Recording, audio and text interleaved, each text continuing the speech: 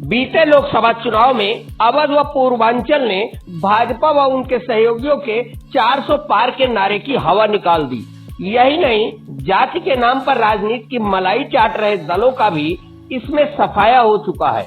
India गठबंधन की शानदार परफॉर्मेंस व अखिलेश यादव व राहुल गांधी की जोड़ी ने योगी सरकार की जमीन खिसका दी है।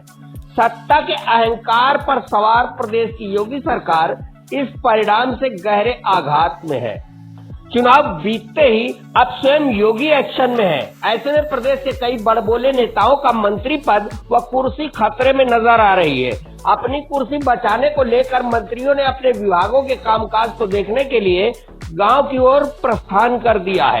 इसी कड़ी में उत्तर प्रदेश में राजभर जाति के बड़बोले नेता पंचायती राज मंत्री ओम प्रकाश राजभर सुल्तानपुर पहुंचकर स्थलीय समीक्षा व आवश्यक निरीक्षण के कार्यक्रम में शामिल हुए।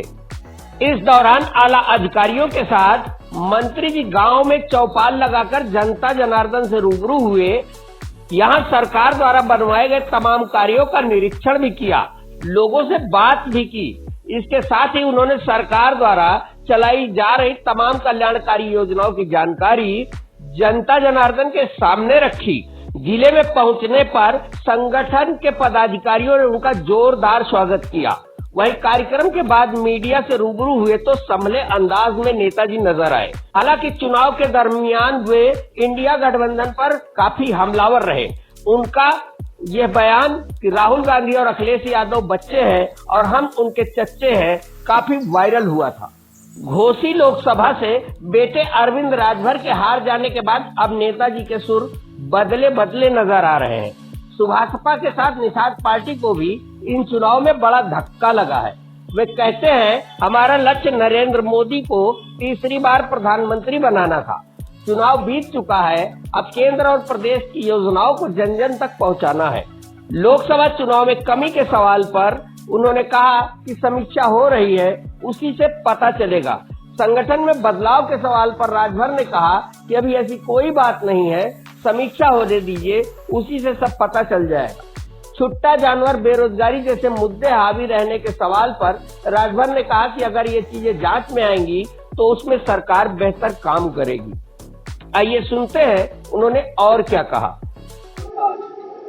देखिए, यहाँ एक पेयजल टंकी बनी है और पंचायत भवन, सामुदायिक शौचालय और जो जिला पंचायत, ग्राम पंचायत, क्षेत्र पंचायत से जो सड़कें बनी हैं और जो सरकार की योजनाएं हैं उसकी जानकारी लोगों तक पहुंचाना सरकार की मंशा है। उसी मंशा के हिसाब से जैसे सरकार चाहती है कि जो सोलर पैनल छतों पर लगा करके 75% सब्सिडी पर जो देने की मंशा केंद्र सरकार की और प्रदेश सरकार की है, उसकी जानकारी को देना और पंचायत भवन को व्यवस्थित करना, ताकि जो गरीब जनसेवा केंद्रों पर जाता था वहाँ पैसे लगते थे, अब उसको यही जो सुविधा सरकार देना चाहती है पंचायत भवन में, चाहे उसको सोलर पैनल लगाने के लिए फार्म भरना हो, चाहे मृत्यु प्रमाण पत्र लेना हो, चाहे जाति और आय प्रमाण पत्र बनवाना हो, चाहे बिजली का बिल जमा करना हो, जो भी स्कीमें हैं सारी स्कीमें उसको पंचायत भवन में ही उपलब्ध कराने के लिए सरकार कटिबद्ध है।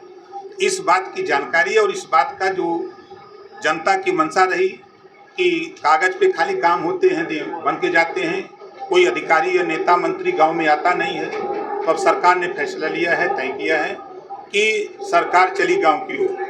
नहीं, देखिए, जो पहला लक्ष्य था कि माननीय नरेंद्र मोदी जी को तीसरी बार प्रधानमंत्री बनाना, उस लक्ष्य को हम लोगों ने हासिल किया। अब जो योजनाएं केंद्र और प्रदेश सरकार की है, दूसरा लक्ष्य हम लोगों का है। चुनाव बीत गया, आगे का काम।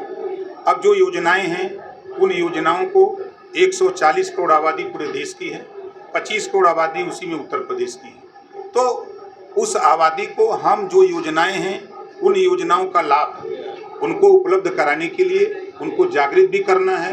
अपने अधिकारी कर्मचारियों के बदौलत उनको लाभ पहुंचाने के लिए हम लोग अपने मुख्यमंत्री माननीय योगी आदित्यनाथ जी के नेतृत्व में हम लोग निकल करके सभी मिनिस्टर अपने अपने विभागों में काम कर रहे हैं। कमी कहाँ रह गई, क्या लग रहा है ये हार का जो कारण रहा? अब समीक्षा हो रही है, समीक्षा में जो बातें आएंगी तो फिर आप लोगों को बताएंगे। क्या मानते हैं कि संगठन में यूपी में बदलाव होना नहीं, कोई ऐसी बात नहीं है। अभी जो समीक्षा हो रही है, समीक्षा हो जाती है तो फिर आप लोगों से मिलेंगे। छूटता जानवर, बेरोजगारी, तमाम मुद्दे इस चुनाव में हावी रहे, क्या मानते हैं आप? कि अगर ये चीज़ें जांच में आएंगी तो उस पर बेहतर काम किया जाएगा। आपने महसूस किया होगा कि चुनाव के बाद आपके इस भदैया गांव में पहली बार कोई मिनिस्टर आया है। आप महसूस किए हैं ना? इस इलाके के लोग भी महसूस करते होंगे कि कोई पंचायती राज मंत्री अपने सभी अधिकारी, चाहे डिप्टी डायरेक्टर हों, चाहे डीपीआरओ हों, चाहे जेई हों, चाहे एई हों, जितने भी अधिकारी हैं संबंधित, सभी अधिकारियों के साथ हम लोग गांव में पहुंचे। ये पहली बार शायद आप लोगों को देखने को भी मिला होगा। तो हम लोग काम, जनता का काम करना चाहते हैं। जो योजनाएं हैं, अब देखिए किसान सम्मान निधि लॉन्च हो गई, मोदी जी ने उसको। बलिया में अभी आपने कार्यकर्ताओं को संबोधित करते हुए कहा कि जनता ने योगी मोदी को नकार। नहीं, ये फेक न्यूज कुछ चैनल साथी हैं जो सिर्फ बदनाम करने के लिए ये फेक न्यूज चलाते हैं। हमारी मुड़ी काट के आप में, आपकी मुड़ी काट के हमारे में, और वो दिखाते रहते हैं। ऐसा सिस्टम बना हुआ है। तमाम वीडियो हमने देखा जो फर्जी है। हम लोग योगी जी, मोदी जी के नेतृत्व में जो एनडीए गठबंधन है, हम लोग उसमें शामिल हैं।